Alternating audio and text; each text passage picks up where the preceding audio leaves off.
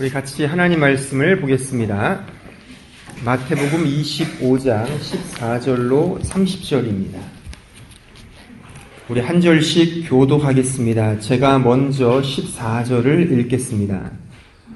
또 어떤 사람이 타국에 갈 때 그 종들을 불러 자기 소유를 맡김과 같으니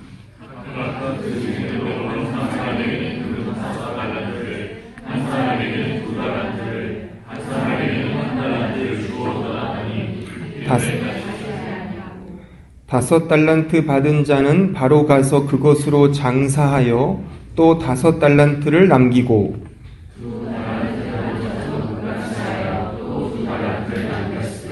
한 달란트 받은 자는 가서 땅을 파고 그 주인의 돈을 감추어 두었더니 다섯 달란트 받았던 자는 5달란트를 더 가지고 와서 이르되 주인이여 내게 5달란트를 주셨는데 보소서 내가 또 5달란트를 남겼나이다.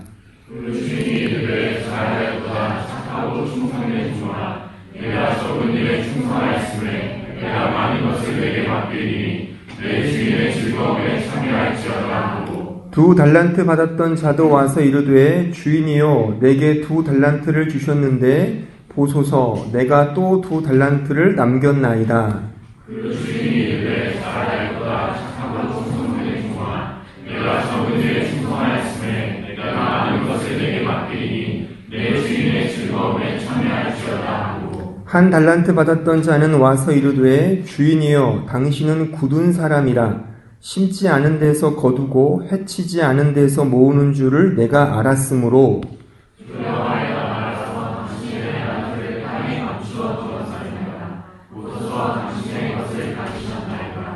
그 주인이 대답하여 이르되 악하고 게으른 종아 나는 심지 않은 데서 거두고 해치지 않은 데서 모으는 줄로 네가 알았느냐. 그러면 내가 마땅히 내 돈을 쉬어야 하는 자들에게 강할 내가 돌아와서 내 원금과 이자를 받게 하였을 것인가 하고 그에게서 그 1달란트를 빼앗아 10달란트 가진 자에게 주라. 무릇 있는 자는 받아 풍족하게 되고 없는 자는 그 있는 것까지 빼앗기리라. 같이 봅니다. 이 무익한 종을 바깥 어두운 데로 내쫓으라. 거기서 슬피 울며 이를 갈리라 하니라. 아멘. 예, 오늘 본문은 우리가 잘 아는 달란트 비유의 말씀입니다. 이 달란트라고 하는 이 말은 이 그리스의 화폐 단위를 말합니다.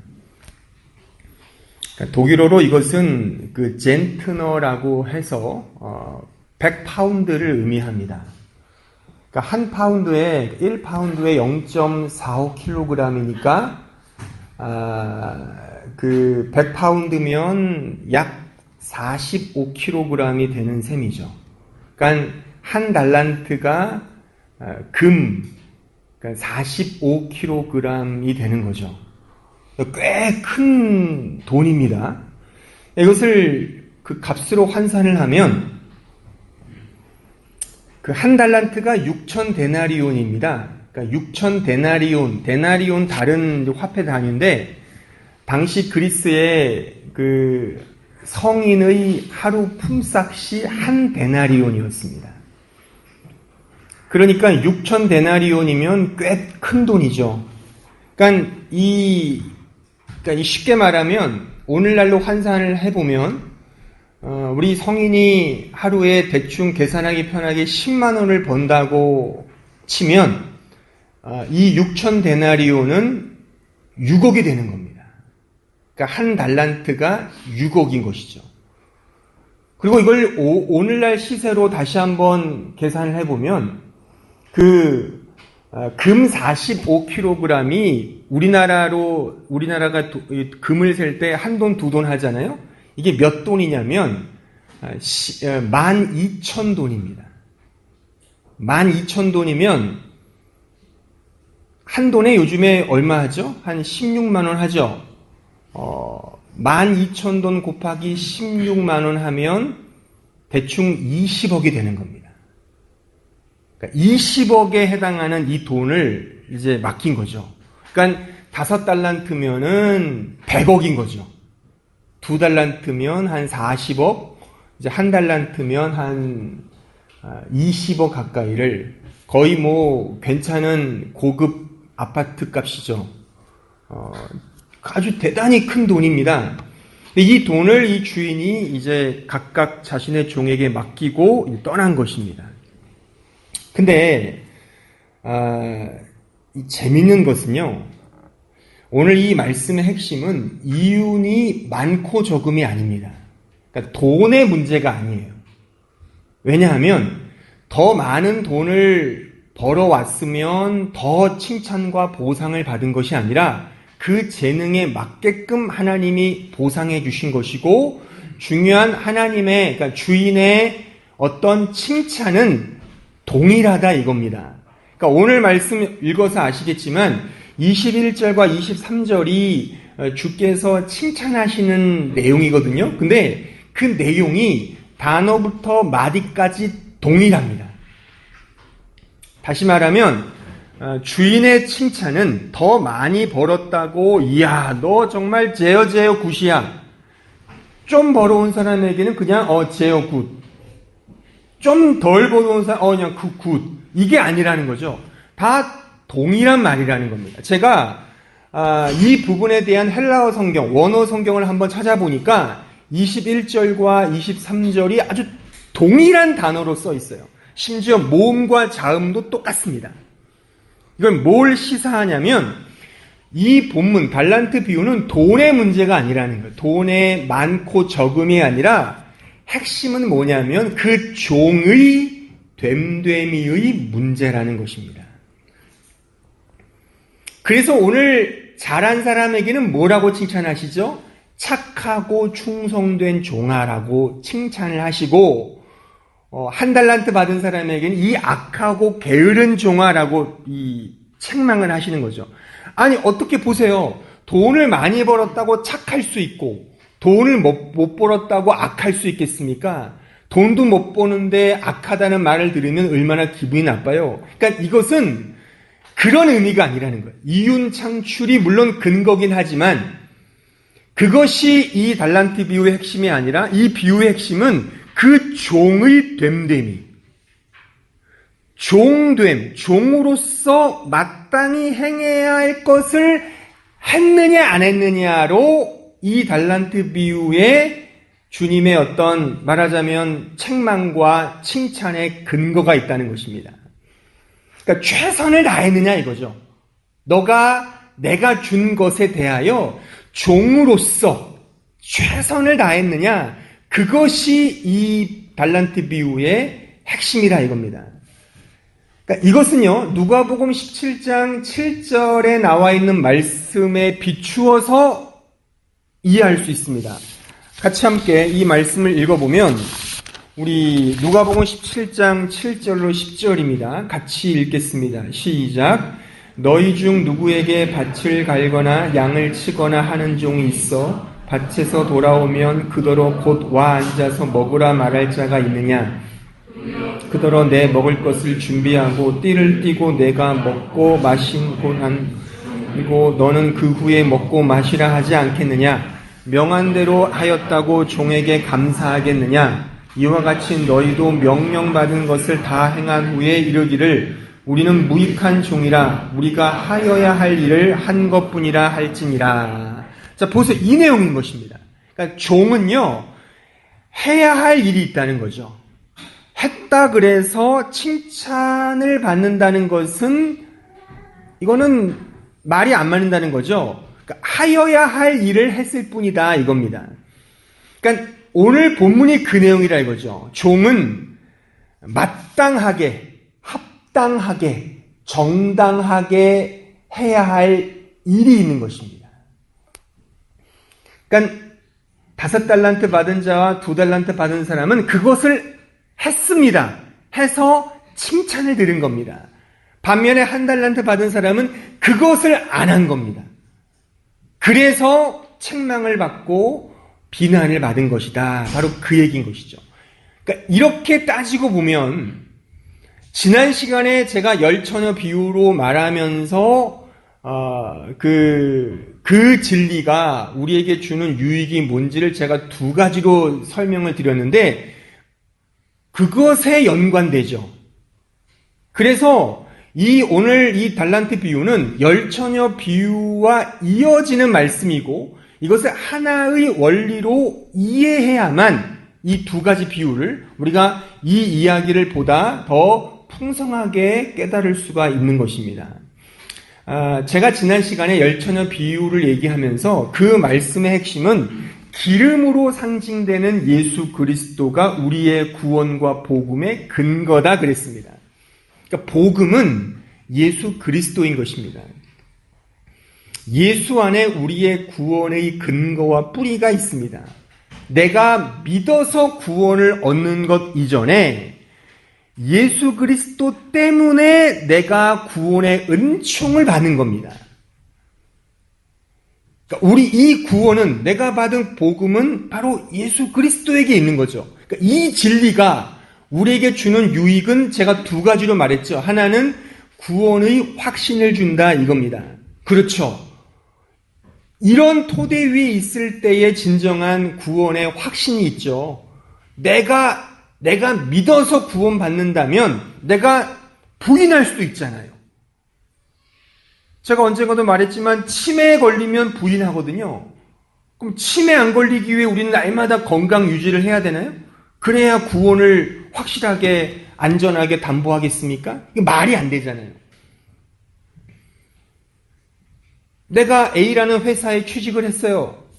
선택을 했죠. 근데 다니다는 거 싫어요. 그래서 바꿨어요. 이런 것처럼 어느 때 필링이 와서 하나님이 너무 좋아. 믿었어요. 믿다 보니까 별거 없어요. 그래서 부처님으로 바꿔타야 되겠구나. 바꾸면 구원이 없어지는 거겠네요. 그러니까 이것은 현상적인 것이죠. 그것이 구원의 근거가 아니라는 겁니다. 그러니까 구원은 선택적 사항이 아니라 하나님의 절대적 권위에 근거한다는 거죠. 이게 복음이라는 겁니다. 그러니까 불강력적 은혜라는 말을 들어보셨죠? 내가 거부할 수 없는 은혜라는 겁니다. 이것이 이 복음이 주는 유익이라는 것이죠. 또 하나는 이 복음을 통하여 우리가 구원을 받았어요. 그러니까 이제 구원을 얻은 자로서 가야 할 정당한 길이 있다는 거죠. 바로 이 부분에 오늘 달란트 비유가 이렇게 정초되어 있다는 사실입니다. 지금 제가 설명한 이 부분에, 그러니까 구원을 얻은 자가 이제 그 구원받은 자다운 그 걸맞는 그러한 삶과 그러한 어떤 모습과 그러한 태도와 그러한 마음과 그러한 행실과 그러한 실천과 그런 내용을 담아야 한다는 사실인 것입니다. 이 부분이 오늘 달란트 비유의 핵심인 것이죠. 그러니까 그리스도를 믿는다는 것은 그리스도의 생명이 우리에게 있는 거잖아요. 생명이라는 것은 인격적 차원이잖아요. 그 생명이 우리에게 온다면 이제 우리는 그 생명 안에서 꿈틀거리는 어떤 에너지가 있는 그 능동적인 상태 속에서 점점 자라가는 그런 당연한 열매와 그러한 모습과 그러한 순종이 뒤따른다라고 하는 사실인 것입니다. 이것이 없으면 생명을 받았다는 것이 거짓일 수 있는 것이죠. 그렇죠? 그러니까 구원받은 자로서 정당한 삶이 주어진다라고 하는 것입니다. 이 부분이 바로 오늘 달란트 비유의 핵심인데, 이 의미 속에서 이제 우리 이 구원받은 사람은 가만히 있을 수 없습니다. 가만히 있을 수 없습니다. 그러니까 우리가 신자가 되었다는 것은 세상적이지 않은 영적인 존재로서 하나님을 따라 의와 진리의 거룩함이 우리 안에 있습니다. 그 생명력은 우리를 끊임없이 하나님이 목표하시는 것으로 자라가게 되어 있어요. 그것이 자연적이든 혹은 하나님의 열심을 향한 그의 의지로서 우리를 들들 볶으든 간에 우리는 계속 자라가게 돼 있어요. 이것이 구원받은 자의 정당한 삶입니다. 그런데 이런 부분에서 우리가 자라가지 않는다면 이것은 우리의 심각한 병이겠죠. 결론부터 말하면 이게 바로 한 달란트 받은 자의 문제라는 겁니다. 한 달란트 받은 사람은 가만히 있었어요. 가만히 있을 수 없는데 가만히 있었다는 것이 문제인 것입니다. 합당한 일을 하지 않았습니다. 정당한 삶을 살지 않았습니다. 그럴 수 없는데, 그러니까 그렇게 해야만 구원받는다가 아니에요. 이미 우리는 그런 생명이 주어졌어요. 쉽게 말하면 우리가 맛있는 음식을 먹으면 맛이 나잖아요. 왜 맛이 나죠? 미각이 있으니까. 미각이 있으니까 맛나는 음식을 먹으면 그 맛을 느끼는 거죠. 그렇죠? 그러니까 미각이 그리스도의 생명이라 이겁니다. 그리스도의 생명이 우리에게 주어졌어요. 우리는 그 미각, 그 그리스도의 생명을 가지고 음식을 먹어요. 먹으면 뭐예요? 와, 맛있다. 아, 정말 기똥차네. 그런 맛을 느끼는 거죠. 근데 보세요. 맛있는 음식을 먹으면 그때만 먹습니까? 그렇지 않죠? 계속 더 맛있는 음식을 찾아서 쫓아가는 거예요. 맛 따라 못 따라가는 거죠. 왜요? 맛이 있으니까. 이게 신앙도 똑같습니다. 그리스도의 생명이 우리의 영혼을 살아나게 했어요. 그러면 이제 우리 영혼은 추구해야 할 대상이 전에는 세상적인 것이라고 했다면 이제 물론 세상적인 것을 추구하기도 해요. 왜냐하면 병들 수 있으니까. 또한 세상에 유혹이 있죠. 또한 더 위험한 건 우리 이 마음속에 그 세상을 사랑하는 그 욕망이 여전히 남아있기 때문에 이것을 컨트롤하지 않으면 세상 것을 더 즐길 수가 있어요. 하지만 그렇다 하더라도 정당한 신자라면 하나님적인 것을, 의와 진리의 거룩함을 추구할 때 느끼는 그 놀라운 그 달콤함이 있다는 거죠. 그래서 그것을 더 많이 얻으려고 말씀도 듣고 찬양도 부르고 기도도 하고 이렇게 경건의 생활을 하는 거죠. 이게 정당한 신자의 모습인데 오늘 한 달란트 받은 사람은 그걸 안 했다는 거죠. 그 정당한 종의 삶, 오늘 이 흐름으로 말하면 신자된 정당한 삶을 그는 하지 않았다는 것입니다. 저는 그래서 여러분께 묻고 싶은 거죠. 여러분들은 현재 신앙적으로 잘하고 있습니까? 혹시 가만히 머물러 있지는 않나요? 그러니까 오늘 본문에 보면 참 재미있는 표현이 있어요. 한 달란트 받은 자에게 주인이 이렇게 말하죠. 야, 그 어마어마한 돈을 왜 땅에 감추냐? 그 추리하는 사람이 지금 말하면 은행을 말하는 거죠. 은행에 맡겨서 이자라도 받으면, 그래서 원금과 이자라도 나에게 주면 넌 이렇게 욕을 안 먹을 텐데. 한번 생각해 보세요. 20억을 은행에 두면 얼마가 이자가 붙습니까? 연 최소 이자가 2%라 하더라도 1년이면 4천만 원, 5천만 원은 붙어요. 한 달이면 최소 4,500원 버는 거예요. 이자로만. 그 웬만한 대기업 연봉과 맞먹죠. 그걸 안 했다는 거죠. 그러니까 매우 소극적인 표현인 거죠. 매우 양보적인 표현인 거예요.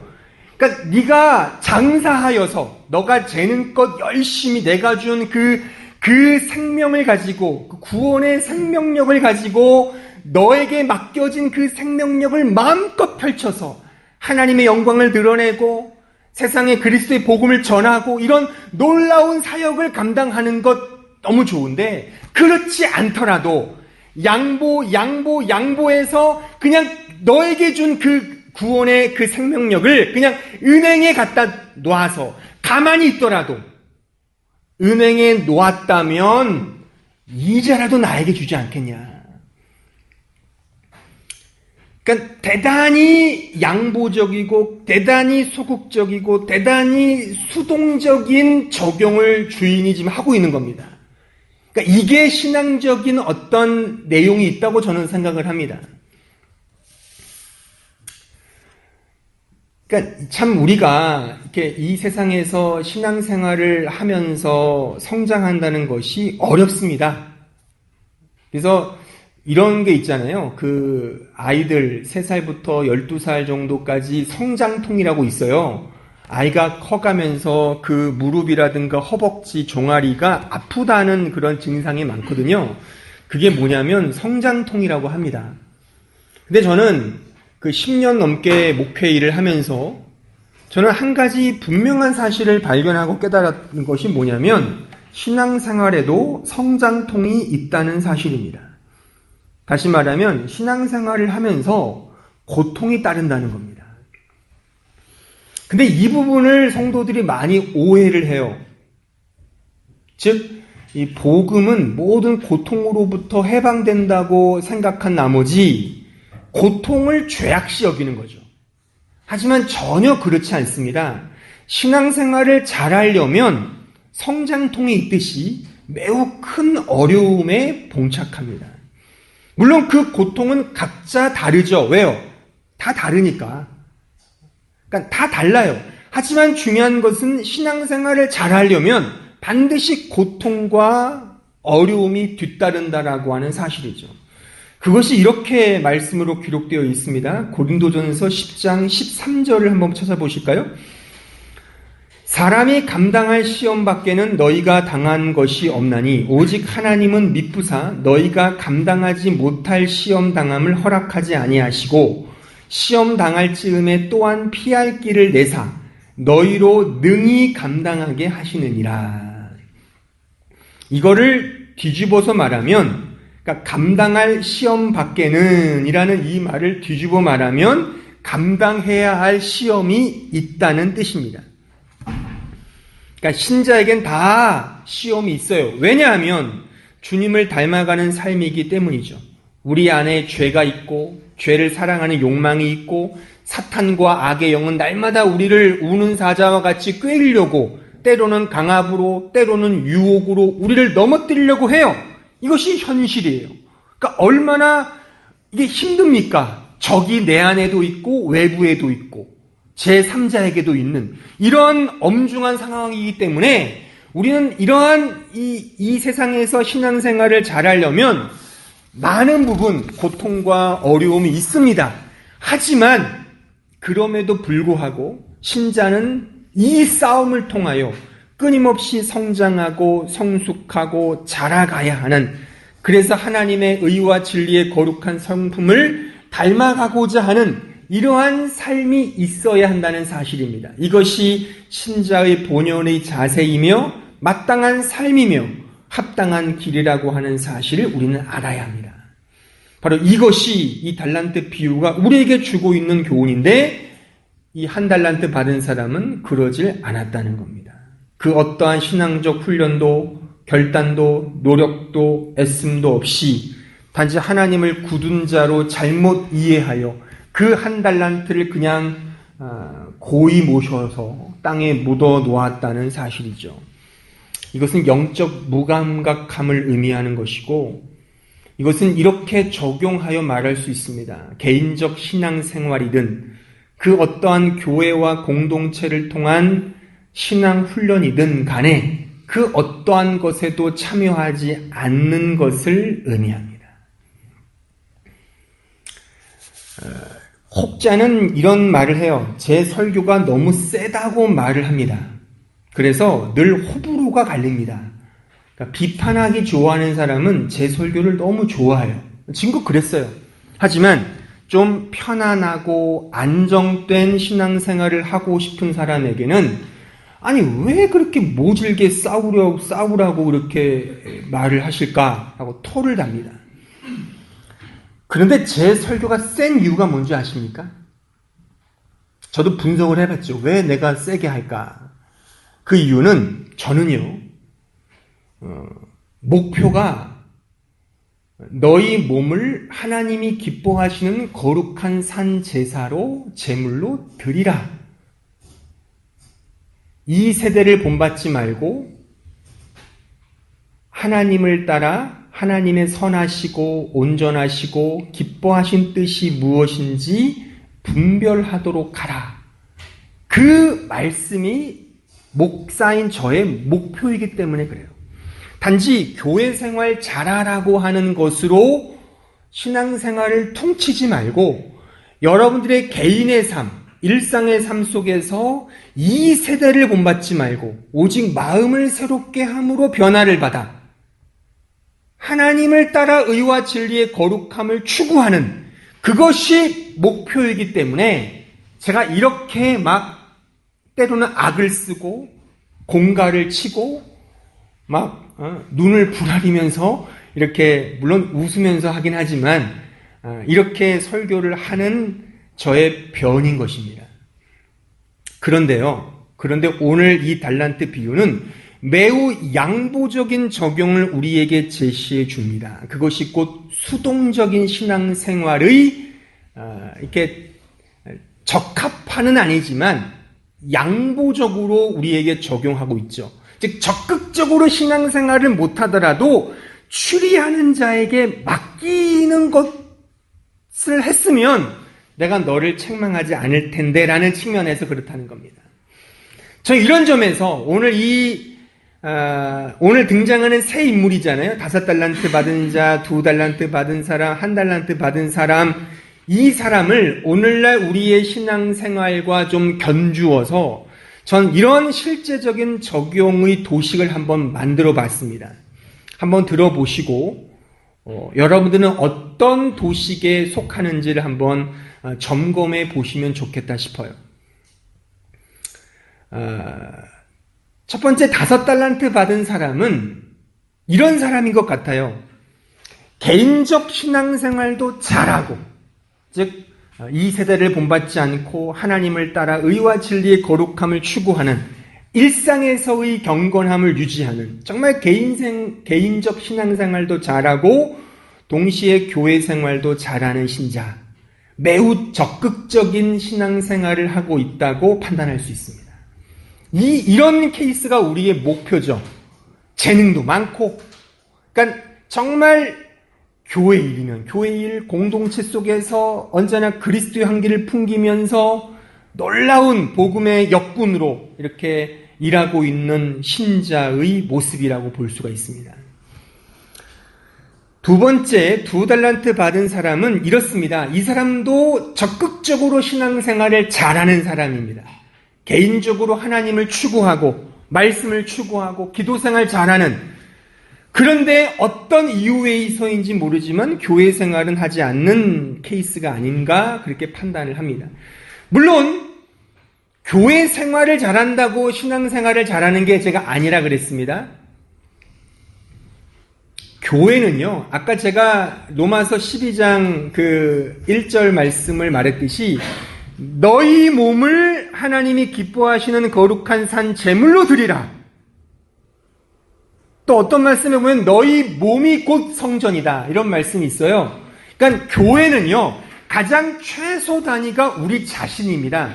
성령께서 내 안에 계시면 내 자신이 그리스도의 성전이 되는 거예요. 그러니까 내가 하나님을 잘 추구하면 어떤 이유에서인, 요즘에 가난한 성도가 많다 그러잖아요. 뭐 교회가 하도 사건 사고가 많으니까 교회를 안 가면서 열심히 믿음 생활하는 경우도 많아요. 저도 그런 분 많이 알아요. 공적 교회는 안 다니면서 열심히 말씀 보고 열심히 공부하고 기도 생활하고 구제하고 애쓰고 봉사하고 선교하고 전도하는 분 굉장히 많습니다. 그런 사람들도 적극적으로 아주 바람직하게 저는 신앙생활을 하고 있다고 저는 생각합니다. 저는 그렇다고 무교회주의자는 아니에요. 그렇다고 교회주의자도 아닙니다. 교회는 코이노니아이면서 에클레시아라 그러잖아요. 그러니까 에클레시아, 하나님으로부터 부름을 받았고, 코이노니아, 그리스도와 교제하는, 또 이 공동체, 이렇게 이 법적으로 이런 교회라는 이런 공동체에 속하지 않더라도 내가 보고 만나는 많은 사람들과 그리스도 안에서 교제하면 자기 자신을 잘 지키고, 또한 가장 또 최소 단위인 가정, 엄마, 아빠, 자식들과 함께 예배드리고 말씀으로 살려고 한다면 저는 굉장히 이렇게 적극적으로 또한 긍정적으로 신앙생활을 하고 있다고 저는 목사이지만 저는 그렇게 판단을 합니다.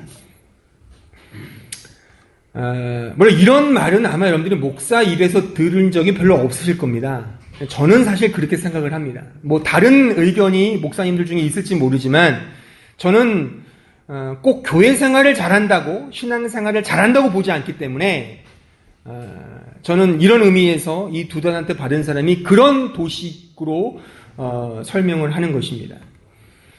그리고 마지막 한 달란트 받은 사람은 두 가지 케이스로 나누어서 볼 수가 있죠. 먼저 긍정적인 케이스가 하나 있을 수 있죠. 이건 상상이긴 하지만 뭐냐면 오늘 말씀에서 취리하는 자에게 너의 돈을 맡겼다면 내가 이렇게 너에게 욕은 안 할 텐데 뭐 이런 거잖아요. 그러니까는 개인적 신앙생활은 못해요. 그런데 교회는 잘 다녀요.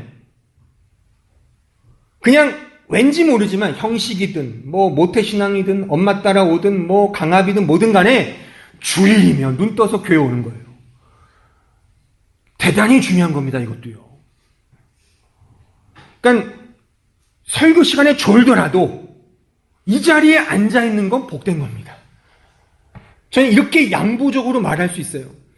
그러니까 내가 주중 6일 동안 성경도 한 번도 안 읽고 찬송은커녕 맨날 팝송이나 이런 흘러가는 노래 더 들기 좋아하고 기도는 무슨 기도야 그냥 잠만 자기 눈 감는 건 잡는 거예요. 잠자는 것뿐인 이렇게 경건 활동을 전혀 안 하다가 주일 딱 되면 교회 가야지. 그래서 성경책 먼지 털고 교회 오는 그런 매우 소극적이고 매우 수동적인 이런 사람이라고 저는 생각을 해요. 추리하는 자에게 내가 받은 구원의 은총을 맡기는 것은 그러니까 내가 자발적으로 섬기는 건 없어요. 전무해요. 전혀 없어요. 근데 교회는 꼬박꼬박 가요. 저는 이건 제 생각입니다. 설교자로서. 저는 이런 사람들 하나님 앞에 오늘 들은 이런 욕설 야 이 악하고 게으른 종아 라는 핀자는 아마 받지 않지 않겠느냐. 물론 나중에 올라가셔서 주님께 물어보세요. 제 생각입니다. 설교자가 해석을 해서 제가 생각한 적용점이에요. 적용이에요, 이거는. 근데 저는 그렇다고 봐요. 왜냐하면 한국교회를 제가 수년 섬기면서, 또 수십 년 출석하면서 정말 교회 생활을 열심히 한 분들 많아요. 근데 경건의 능력은 없어요. 경건의 모습도 없어요. 근데 교회 생활을 열심히 해요. 근데 정말 눈물겹습니다. 저는 이런 사람들 존경합니다. 그래도. 물론 여기에 머물러 있으면 안 되죠. 2번 2달란트 받은 사람이나 1달란트 받은 사람, 5달란트 받은 사람 올라가야죠. 더 성장해야 되긴 하겠지만 오늘 이 본문의 형식으로 보자면 그렇게 소극적으로 하더라도 어느 정도 이 엔슐디궁을 받지 않겠냐 이거죠. 주님으로부터 이렇게 좀 페어슈텐트니스를 받지. 갑자기 독일어가 나오네 이렇게 죄송합니다. 그런 양해와 배려와 이해를 받는다 이거죠. 문제는 한 달란트 받은 사람의 이 부정적 오늘 말씀의 표현이죠. 아무것도 하지 않아요. 개인적으로 신앙을 추구하지도 않고 또 교회도 안 와요. 교회를 등록하지도 않아요. 그러니까 오늘날 가나안 성도가 많잖아요. 저는 가나안 성도들이 여기 혹시 계시다면, 여기는 없으시지만 계시다면 한번 잘 고민해 보십시오. 가나안 성도들이 교회를 안 다닌다고 그렇다면 2달란트 받은 사람처럼 개인적으로 신앙을 추구하는가? 말씀을 더 읽는가? 더 하나님을 사랑하기 위해 열렬히 애쓰는가? 제가 가나안 성도들을 아까 많이 한다 그랬잖아요. 알지만 그렇지 않은 성도도 더 많습니다. 그냥 노는 거예요. 노는 거. 주일이면 휴일이니까 먹으러 다니는 거예요. 교회는 안 가고. 그러면서 뭐라고 말하냐면 마음이 중요하지. 그 교회 가는 게 뭐가 중요해. 맞죠. 그래요. 제가 동의해요. 마음이 중요해요. 그게 핵심이에요. 근데 정작 그 마음도 없어요. 없으면서 물타기 하는 거죠. 하기 싫으니까, 귀찮으니까 그냥 한번 제끼지 뭐. 이렇게 자기 편한 대로 신앙생활 하는 거예요. 가만히 있는 거예요. 영적인 생명이 있는데 영적인 생명을 땅에 고이 마음의 밭에 감춰놓는 거죠. 주님 오시면 나 주님 믿는다고 고백했어요. 이거 당신 주신 생명이에요. 그 꼴이죠. 따라서 저는 이렇게 권면을 드려요. 최소한 소극적이라도 교회 생활 열심히 하십시오. 교회 출석 잘 하십시오.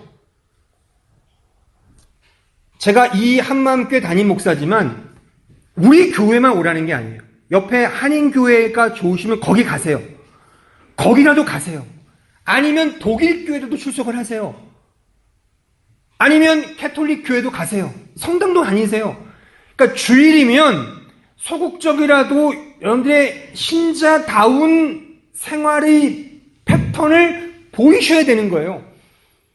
그냥 편하게 늦잠 자고 다 자고 싶죠. 그것은 오늘 한 달란트 받은 사람과 똑같다니까요. 마음이 있다고 말하면 그 마음이 뭐냐는 거예요 도대체. 표가 안 나는데. 그러니까 다 자유입니다. 어떤 교회를 가든 자유예요. 중요한 건 교회 생활을 하라는 겁니다. 등록을 하셔서 정당하게 아무것도 듣지 않더라도, 그러니까 교회 생활을 하면 장점이 뭔지 아십니까? 영적인 유익이 뭔지 아세요? 다른 사람을 보게 돼요. 하나님의 사랑이 나에게만 있지 않고 저 무수히 많은 다른 사람에게도 하나님의 사랑이 깃들여 있구나를 보게 돼요. 그래서 다른 사람들을 통해 배우게 되는 거죠. 그것이 반면 교사든 무슨 정면 교사든 간에 타산지석으로 얻는 거죠. 잘한 부분은 배우게 되고 못한 부분은 난 저렇게 하면 안 되겠구나를 배우는 거죠. 그러니까 이렇게 타인과의 관계를 통해 나의 연약함도 발견하게 되고 나의 고집과 나의 이런 잘못된 아집도 발견하게 되면서 비로소 하나님의 은혜를 추구하게 되는 것이 이 교회 생활이 매우 중요한 장점이에요. 이것은 혼자 신앙생활을 통해서는 결코 깨달을 수가 없어요. 도리어 혼자 신앙생활을 하면 이기심과 자기 자신만을 아는 하나님의 사랑이 나밖에 없다는 거죠. 하지만 그렇지 않잖아요. 하나님의 사랑은 나에게도 있지만 저 사람에게도 있는 거죠. 저 사람을 존중하게 되기도 한다는 겁니다. 그러니까 하나님의 사랑의 타자성을 발견하게 되는 것이죠. 이런 장점이 교회 생활에 많습니다.